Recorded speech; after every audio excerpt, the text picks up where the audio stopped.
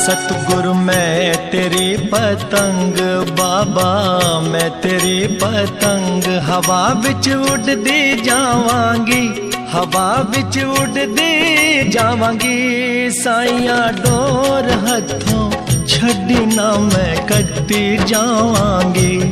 सतगुरु मैं तेरी पतंग बाबा, मैं तेरी पतंग।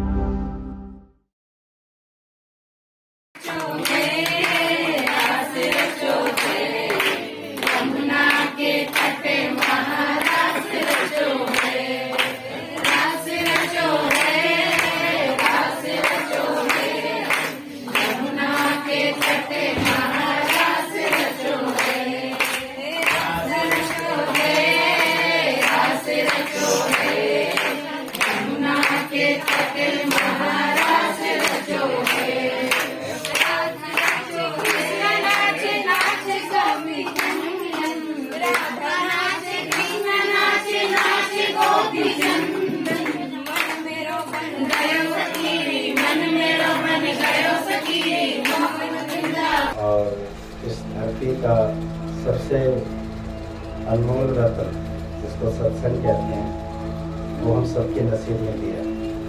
संत समागम और हरि कथा बड़भागी से पाए। हीरे मोती मानक तो सबको मिलते हैं, लेकिन अगर सत्संग जीवन में नहीं है, यानी शांति संयम धैर्य नहीं है, तो चाहे कितना भी है या नहीं है मनुष्य खुश नहीं है। और अगर देखा जाए इस धरती का अगर कोई स्वर्ग है, वैसे तो पूरी धरती को स्वर्ग कहा गया है, लेकिन फिर भी अगर देखा जाए कि अगर स्वर्ग है तो वो सत्संग है। बिन सत्संग आनंद नहीं, शांति नहीं, खुशी नहीं। लेकिन इसकी जो समझ है वो प्रेमियों को ही होती है, हर एक को नहीं।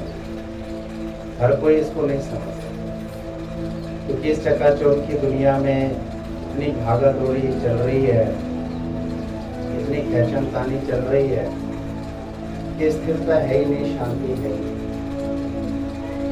चारों तरफ अगर हम देखें तो एक अजीब सी दौड़ लग रही है, और इंसान क्या चाहता है, क्या इच्छाएं रखता है, बस वो ये देखता है कि इसके पास इतना है तो मेरे पास भी इतना होना चाहिए। भारी पदार्थों की तरफ ज़्यादा है, लेकिन कोई ये नहीं सोचता कि इसके पास इतनी भक्ति है तो मेरे पास भी इतनी भक्ति होनी चाहिए। भक्ति की तरफ नहीं इतना अंदर से भाव बनता है जितना संसार के क्षीणभंगुर चीज़ों की तरफ बनता है। और जबकि ये हमेशा नहीं रहती है, कब चली जाए कोई पता नहीं, और ना ही ये सुख देती, क्योंकि इनमें सुख है ही नहीं। अगर सुख इनमें होता तो जिनके पास ये है वो जरूर बोलते हाँ मुझे सुख मिला। तो सुखी जगत में कौन है? ये सतगुरु नाम अर्थात। आए थे जगत में किस लिए, ये सोच उठा। अभी बहुत सुंदर वचन चले, अंतर हृदय गदगद हो गया। यही विचार चल रहा था कि अहो भाग्य हमारे, जो परमपिता परमेश्वर ने ऐसी अनमोल वाणी हमें दी। हर एक को नहीं मिलती, ये उसी को देते हैं भगवान जो निरीच्छा और निस्वार्थ होते हैं, जो सिर्फ और सिर्फ भगवान के हो जाते हैं। हर एक चीज में भगवान देखना बहुत मेहनत का काम होता है, क्योंकि इस मन को हर जगह मारना, मोड़ना और इतना अपने आप को नीवा करके चलना, ये हर एक से नहीं होता। तरह तरह की इच्छाएं चाहनाएं इंसान के अंदर में इतनी उठ जाती हैं कि वो इन सब चीज़ों से मुक्त नहीं हो पाता। लेकिन जब संत समागम में आता है, गुरुओं के पास आता है, तो धीरे धीरे धीरे धीरे उसका अंतर हृदय मुड़ जाता है, पिघल जाता है और सभी तरह के विषय विकार, काम, क्रोध, लोभ, मोह, अहंकार उसका पीछा छोड़ देता है। नहीं तो ये काम, क्रोध, लोभ, मोह, अहंकार, विषय विकार इतनी जल्दी इंसान का पीछा नहीं छोड़ता और इंसान इन्हीं के वशीभूत होकर कभी सुखी दुखी, लाभ हानि में फंसता रहता है, मान अपमान में अटक जाता है। इसलिए गुरुओं का और महापुरुषों का रोज यही कहना है कि सर्व में देखे भगवान, कि हर एक में भगवान है। और ये तभी हम देख सकते हैं जब हमें अपना स्वरूप पक्का होता है। और जब तक अपना स्वरूप पक्का नहीं है तो ये जाति, कुल, वर्ण, धर्म में सब में फंस जाता है, रीति रिवाजों में फंस जाता है, इच्छा चाहनों में फंस जाता है और वो अपने उस महान कार्य से हट जाता है जिसके लिए सबसे महत्वपूर्ण इसी में थी इस मानव देह की कि मोक्ष की प्राप्ति। मोक्ष की प्राप्ति का अर्थ है कि अपने आप को काम, क्रोध, लोभ, मोह, अहंकार से, राग, द्वेष से, झूठ से, कलह कलेशों से, दिखावों से, विषय विकारों से, तरह तरह के जो आवरण ओढ़ लेते हैं, इन सब से अपने आप को हटाना और बहुत ही सहज होते हैं। सभी तरह की वासनाओं से अपने आप को हटा के रखना। मैं अच्छा हूँ, मुझे बहुत कुछ आता है, इन सब से अगर वो अपने आप को मुक्त करता है तो जीवन बहुत अच्छा है। खाली इन क्षण भंगुर पदार्थों से नहीं जीवन चलता। जीवन चलता है भक्ति सुखादि से। दो पटरियां होती हैं जिस पर ट्रेन चलती है। एक पटरी तो पदार्थों की तो इंसान ने बहुत इकट्ठी कर ली, लेकिन जो दूसरी पटरी है श्रद्धा, भाव, प्रेम, विश्वास की, भक्ति की, वो बहुत कम है। उसका सारा झुकाव ही पदार्थों की तरफ है, इतना झुकाव उसका परमात्मा की तरफ है। एक बार एक व्यक्ति का इतना भाव बन गया भगवान के प्रति, जाति का भी, उच्च कुल का था और इतनी भक्ति में रम गया कि वो भगवान से बातें करने लग गया। तो सभी को लगा कि इतना रम गया है, लेकिन कहते हैं ना कि बिन गुरु उद्धार न होए। गुरु कोई व्यक्ति नहीं होता। कोई व्यक्ति ये कहे मैं गुरु हूं तो नरक जाएगा।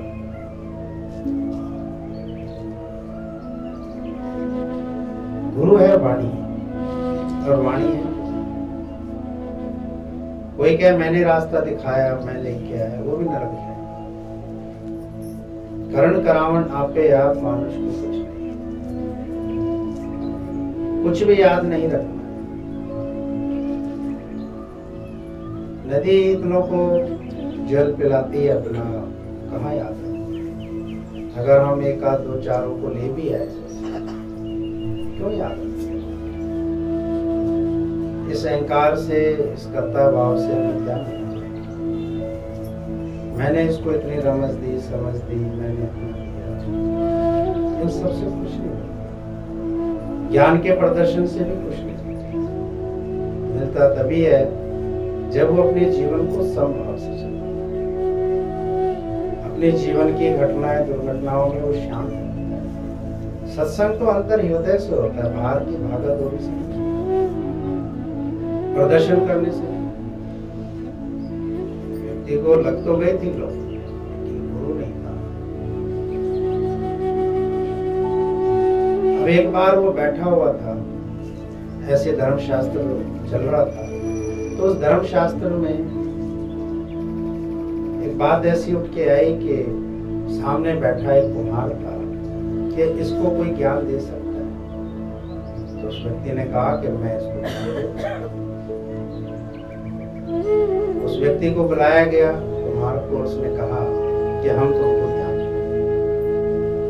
तो कुम्हार मुस्कुरा गया कि कोई किसी को ज्ञान नहीं दे सकता और ना ही कोई किसी से ज्ञान ले सकता।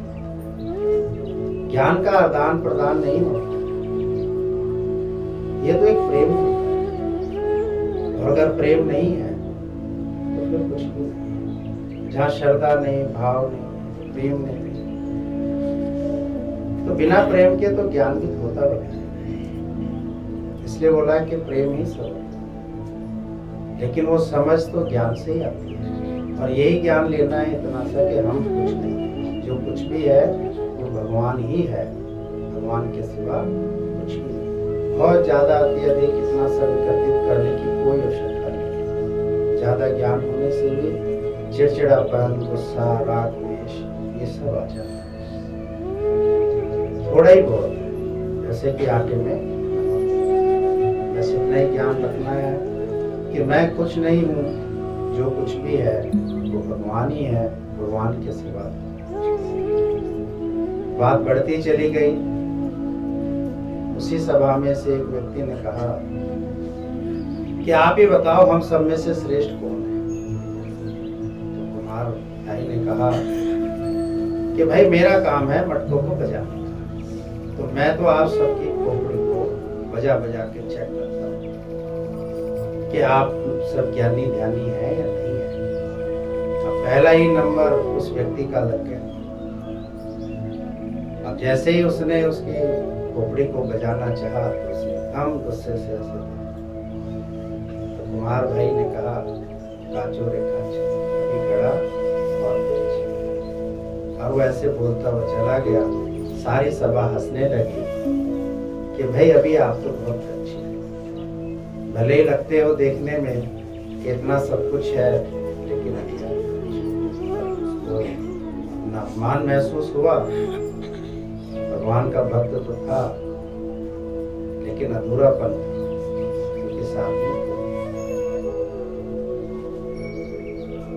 अब उसने अपनी सारी क्रियाएं प्रक्रियाएं जो भगवान की वो रोजाना करता था वो सब त्याग दिया और गुस्सा करके अपना बैठ गया। अब भगवान ने उस व्यक्ति से पूछा कि भाई तुम नाराज क्यों हो? तो व्यक्ति ने कहा कि ऐसे ऐसे मेरे साथ। तो भगवान ने मुस्कुरा के कहा तो इसमें नाराज होने की क्या? बोला मैं इतना बड़ा भक्त, मैं इतना बड़ा ज्ञानी ध्यानी।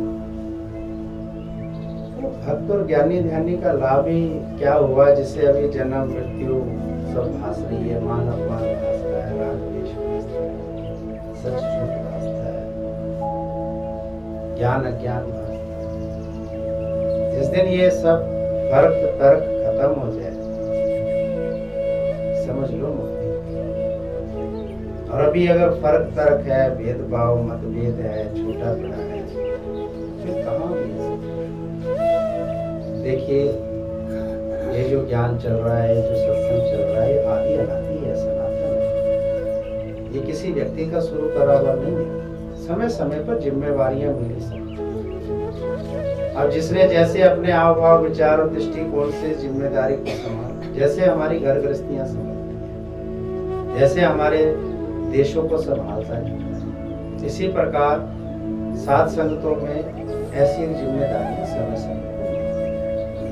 लेकिन गुरु भगवान होता है, व्यक्ति नहीं होता। परम पिता परमेश्वर के लोक की नाथ भगवान प्रभु श्री कृष्ण ही गुरु है, और कोई गुरु नहीं। सब कुछ वही है।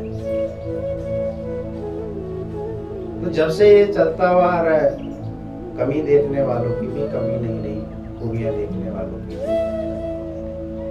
पहले भी ये सिलसिला चलता आया, आज भी चल रहा है और आगे भी चलेगा। हमारा अपना दृष्टिकोण क्या है, हमारी अपनी जरूरत और महत्वाकांक्षा क्या है, हम किस लिए यहाँ हैं, बस अपने आत्म को पक्का करने, अपने आप को चेक करने के लिए।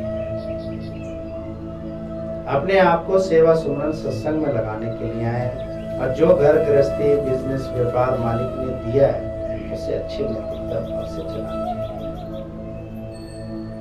जो व्यक्ति घर गृहस्थी नहीं संभाल रहा है, अपनी जिम्मेदारियों को नहीं समझ रहा है, तो अभी इतना उसको ज्ञान नहीं। जो कहे मैं तो अब सब तरीके से फ्री हो गया हूँ, मुझे तो कोई वो नहीं, ये भी एक अहंकार बन जाता है। ये तो पूर्ण गृहस्थ में रहने का ज्ञान। यहाँ गुरु ने किसी की गृहस्थ नहीं छुड़ाई, उसी गृहस्थ में कैसे रहना है उसके जीवन जीने की कला सिखाई। गुरु पहले हमें तैरना नहीं सिखाता, वो पहले हमें तैर के दिखाता है कि ऐसे तैरना चाहिए।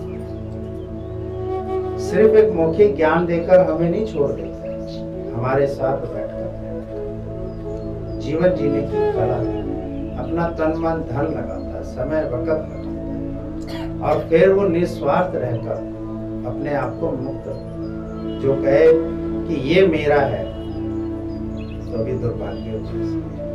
यहाँ कोई किसी का नहीं है। संग में आया जो शरीर है वो भी अपना नहीं है, तो फिर ये बाहरी चीजें अपनी कैसी? धीरे धीरे ये शरीर ही हमारा साथ छोड़े।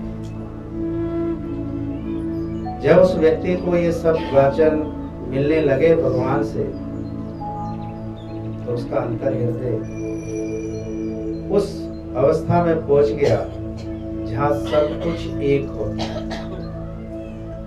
जहां अनेक नहीं होता। हम सब एक ही दाता विधाता से बने हुए हैं, एक ही मटेरियल से बने हुए हैं, एक ही श्वास से बने हुए हैं। हम सबको बनाने वाला एक ही परमपिता परमेश्वर है। फिर ये हम छोटे बड़े कैसे बने? क्योंकि ये मन शैतान आ गया, भेदभाव, जाति कुल वर्ण में हम सब अटक गए, और जीवन को हमने अशांति की तरफ, असंतुष्टता की तरफ, भेदभाव की तरफ।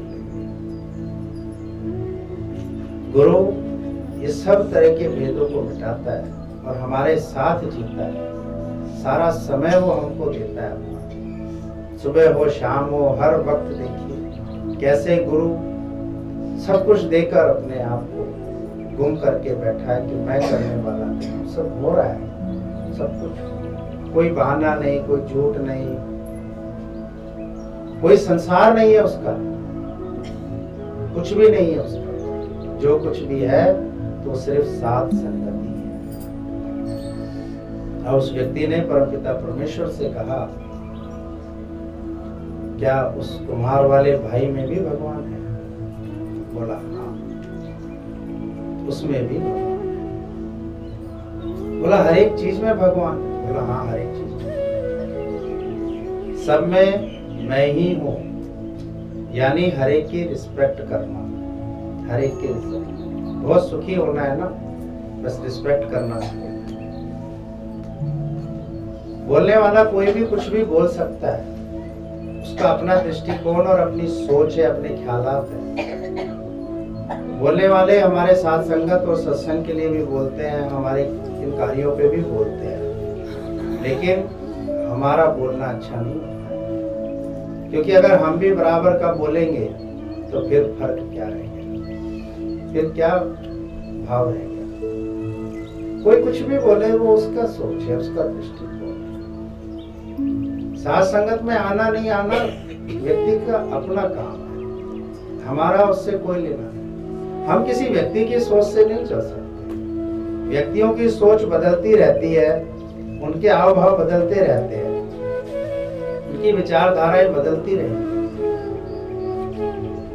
ये चलता है साध संगतों के हिसाब से, कि साध संगतें किस तरीके से चलती है। जैसे गृहस्थी चलने लगती है बच्चों के हिसाब से, धीरे धीरे जब शरीर एक उम्र के पड़ाव पर जब पहुंच जाता है तो वो हमारे हिसाब से नहीं चलता है, वो दवाइयों के हिसाब से चलता है, परहेजों के हिसाब से चलता है, और उसी हिसाब से मनुष्य को चलना है। इसी प्रकार ये जो धर्म की सभाएं हैं, ये साध संगतों के हिसाब से चलती हैं, किसी व्यक्ति की सोच से नहीं चल सकती। कोई व्यक्ति सोचे कि मेरी सोच से चले, ये संभव नहीं हो सकता, क्योंकि व्यक्तियों की सोच तो अनेक हो जाएगी। सबकी अपनी अपनी सोच है, अपने अपने ख्यालात, दृष्टिकोण, विचारधारा। परमात्मा किसके हिसाब से चलते हैं? परमात्मा अपने स्वयं के हिसाब से चलते हैं। अगर परमात्मा भी व्यक्तियों के हिसाब से चलने लगे हैं तो सूर्य का उदय ना हो, बारिश बंद ही ना हो, गर्मी हटे ही ना, सर्दी हटे ही ना, छाया हटे ही ना, क्योंकि सबको अपनी अपनी इच्छा और स्वार्थ है। तो परमात्मा तो अपने तौर तरीके से चलते हैं। ऐसे ही गुरु और महापुरुष जो होते हैं वो परमपिता परमेश्वर के आदेशों से चलते हैं, उनके निर्देशों से चलते हैं, उनके हुक्मों से चलते हैं। जिस वक्त जैसा हुक्म आता है तो वैसे ही नतमस्तक हो जाते हैं। इसलिए गुरुओं का और परमपिता परमेश्वरों का जो तालमेल है वो बड़ा ही संयम शांति का। व्यक्ति सुनता गया, उसकी आत्म जागृति होती चली गई, उसने परमपिता परमेश्वर के चरणों में क्षमा याचना करी और उस व्यक्ति के पास जाकर भी उसने क्षमा याचना करी। क्या मैं अपने आप को पहचान गया? आपने ठीक ही कहा था, मेरा घड़ा भी कच्चा है। दूसरों को समझाना बहुत सरल है, लेकिन जब अपने घर मृत्यु होती है तो समझना मुश्किल होता है।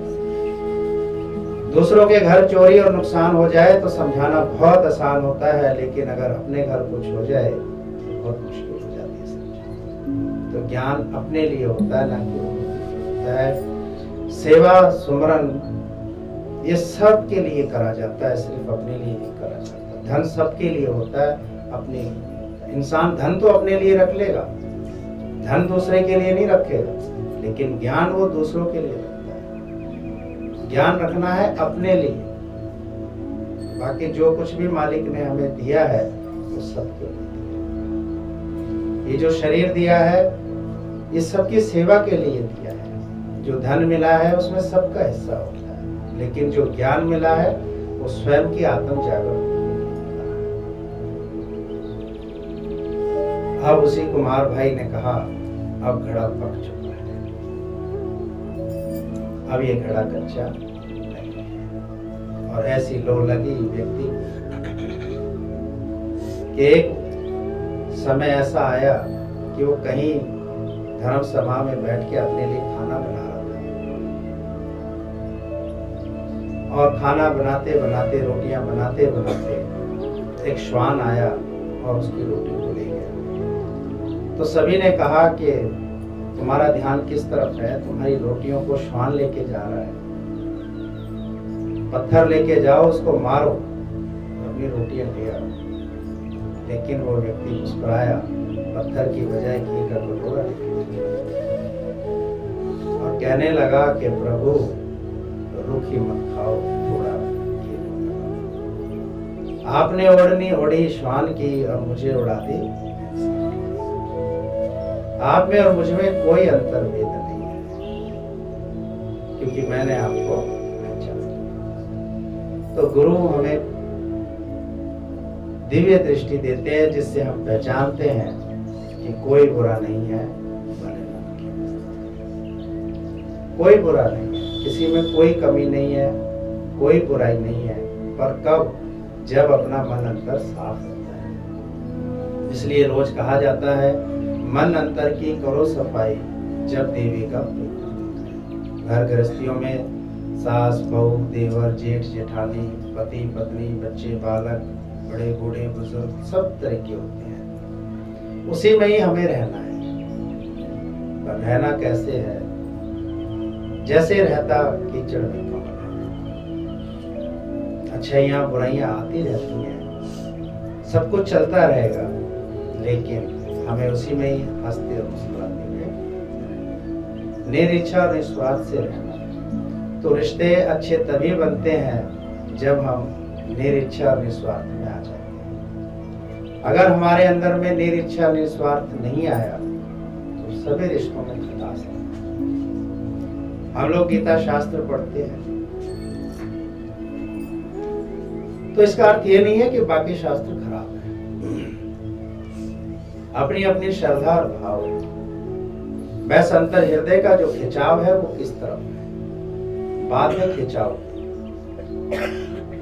हम कुछ भी पढ़े, कहीं भी जाएं, कहीं भी बैठे, अगर हमारा खिंचाव उस तरफ नहीं है तो हमें कुछ भी मिलने वाला नहीं। सब कुछ है हमारी आस्था में।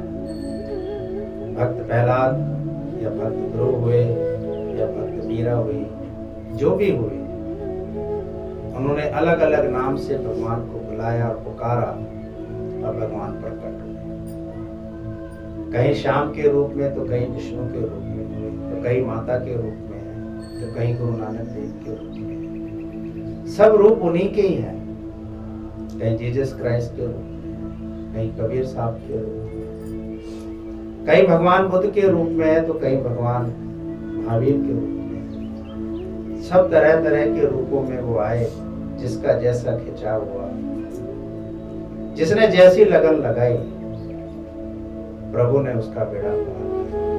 कभी राम बन के आए तो कभी कृष्ण बन के आए। बात तो भक्त की आस्था में है, उसकी श्रद्धा और विश्वास में। उद्धार और कल्याण में देरी नहीं है, बस इन छल कपटों से दूर रखने की देरी है। तरह तरह के इन राग द्वेषों से हटने की देरी है। आज हम और आप सब विश्वास की इस डोर पर बैठे हुए हैं। जैसे आप सबने भी देखा होगा कि एक डोरी पर व्यक्ति चलता है, तो भले ही वो चलता तो अभ्यास से है, ऐसे ही हम भी उसी तरह उस विश्वास की डोरी पर बैठे हैं कि वो परमपिता परमेश्वर हमें भव सागर पार ले जाए और इस आवागमन के चक्कर से हमें मुक्ति मिले। बार बार ये कलह कलेश और इस मृत्यु लोक पर बार बार आ जाना, बार बार इन सुख दुखों में फंस जाना, इन कलह कलेशों में, इन सब से वो मुक्ति करेंगे। लेकिन ये तभी संभव होगा जब हमारा विश्वास दृढ़ होगा, और दृढ़ विश्वास तभी होगा जब कोई इतनी दृढ़ता से उस पर टिका। आज हम सब गुरु भगवान मम्मी जी के साथ संगत में बैठे हुए हैं, और मैं आप सबको उन्हीं का ही विश्वास दिलाता रहता हूँ। और मैं कल कहने लग जाऊं थोड़े दिन बाद कि हम कहीं और अपना विश्वास रखें, कहीं और चले जाए, तो शायद मुझे नरक में भी जगह नहीं। क्योंकि ये सब तभी इंसान करता है जब उसका कहीं स्वार्थ पूरा नहीं है। स्वार्थ में इंसान अटक जाता है, मान सम्मानों में अटक जाता है। क्योंकि इंसान में ये मान सम्मान और स्वार्थ, कुछ मिल जाना, कुछ पा जाना, कुछ बन जाना, बहुत पा जाता है। इसलिए जहां भी बैठे पूर्ण दृढ़ता से बैठे भगवान है। भक्त प्रहलाद का भाव इतना था भगवान विष्णु के प्रति कि उनके पिता ने कहा, क्या इस खंभे में भगवान है? बोला हाँ। तो बात तो अपनी खिंचाव की थी। मीरा ने कहा, मेरे तो श्याम सुंदर। बहुत पुरानी बातें नहीं है, अब ये सब 2-3 साल पुराने इतिहास है। रामकृष्ण परमहंस महादेवी काली के भक्त, और कैसे उन्होंने अपने आप को समर्पित कर, तो है तो भगवान ही ना। बात तो खिंचाव की थी। तो अपना जो खिंचाव है वो अपने आत्मा की तरफ रखना है, अपने शास्त्रों की तरफ रखना है, अपनी वाणियों की तरफ। किसी व्यक्ति की विचारधारा से मत चलना, किसी व्यक्ति की विचारधारा में मत फंस जाना। व्यक्तियों की विचारधारा अपनी अपनी होती है, लेकिन जो वाणी होती है वही कल्याणकारी है। तो आज हम सबका ये जो साथ संगत चल रहा है, सत्संग चल रहा है, ये वाणियों के माध्यम से चल रहा है और साध संगतों के भाव और श्रद्धा से चल रहा है। अगर हम व्यक्तियों की विचारधाराओं को अगर हम पकड़ने लगे और समझने लग जाएंगे तो हम सब उलझ जाएंगे और हम कुछ भी नहीं कर पाएंगे। इसलिए